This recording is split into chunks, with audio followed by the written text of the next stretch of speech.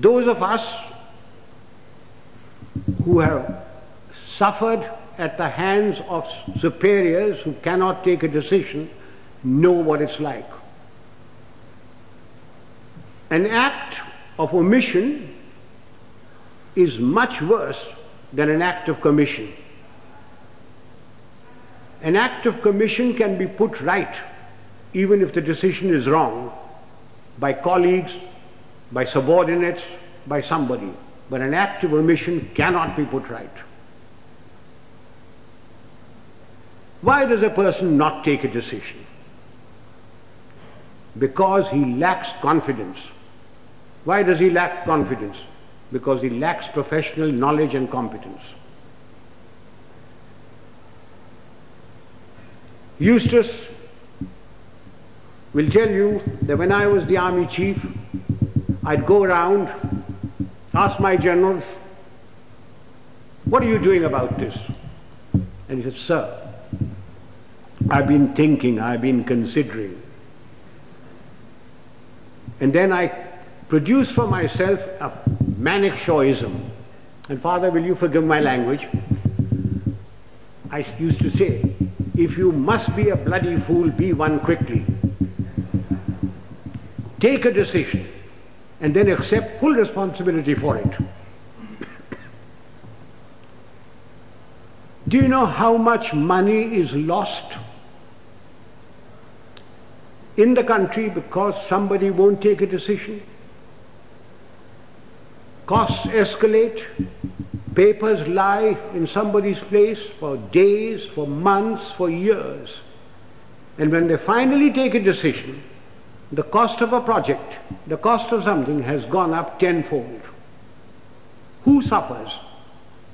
We, the people of India, suffer. So that's the second requisite for leadership. The ability to make up one's mind, take a decision, and then stand by it. Don't pass the buck on to your subordinate. It's your decision. What comes next? Absolute justice and impartiality. Those of us who have dealt with masses of men, and I've dealt with over 1 million men in my time, know the value of this.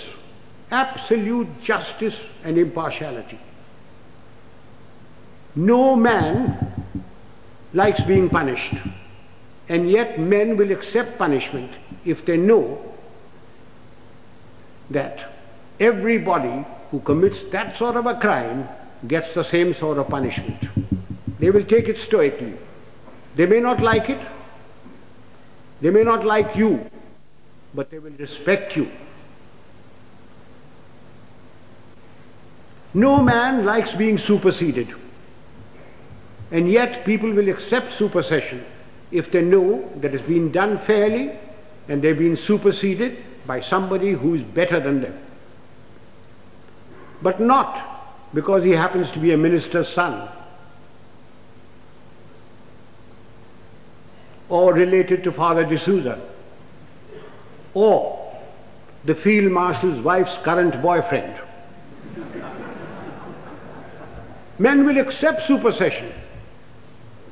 They may not like it, but they will do it. Now, ladies and gentlemen, this is very, very important in our country. We have tremendous pressures. We have large families. We have fathers, mothers, uncles, aunts, nephews, nieces, their fathers, mothers, etc. We have pressures from them. We have pressures from members of parliament. We have pressures from all sorts of people. And we lack the courage to withstand that pressure. This is very important for us in India. And that takes me to the next attribute: moral and physical courage. I do not know which is more important, moral courage or physical courage.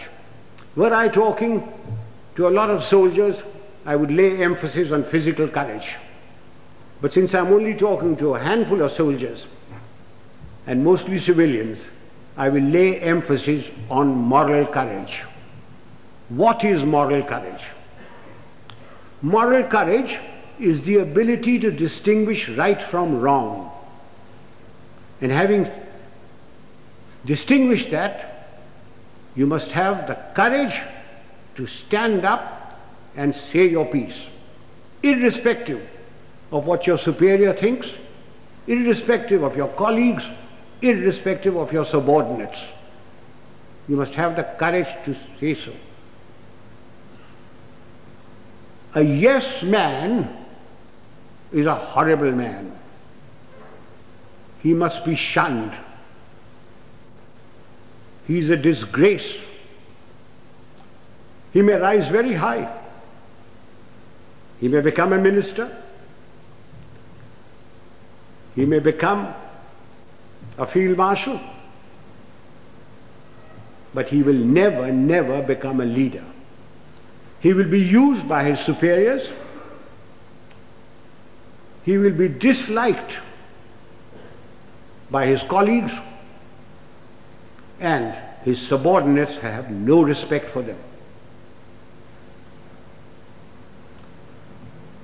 Moral courage is essential. Now, since you wanted to know some examples of moral courage from my past, I will give you a little story. In 1970, when General Yahya Khan put all the pressure on East Pakistan as it was then, and refugees started coming to India, there was a cabinet meeting. I remember the date very well, 28th of April. I was summoned. I had a very strong Prime Minister and Mrs. Gandhi, who ranted and raved at me, said, "What are you doing about it? I've got so many refugees.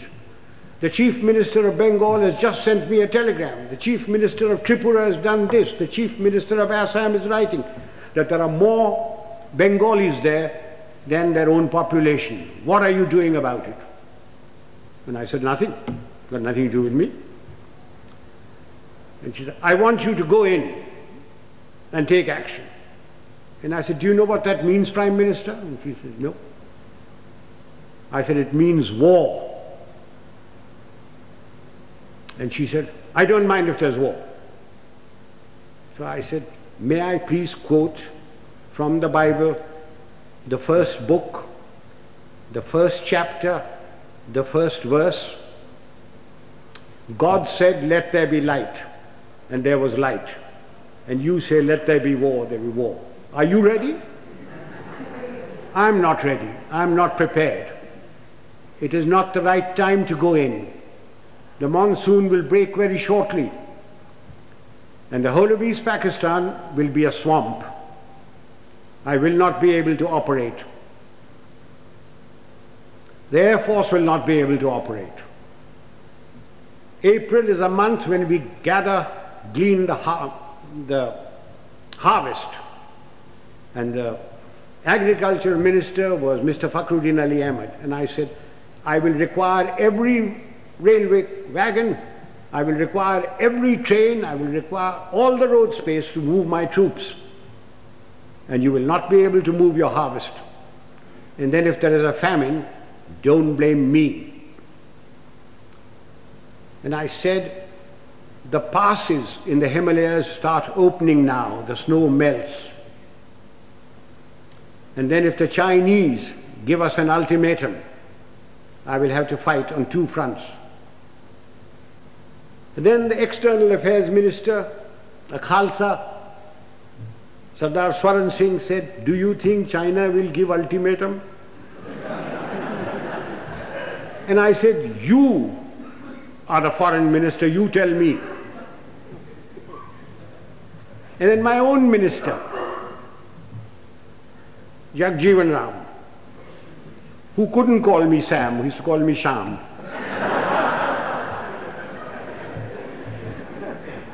He said, "Sham, maan jao na." I said, "You can manne ki baat hai? I'm telling you what the facts are." And I said, "If you want me to do this, Prime Minister,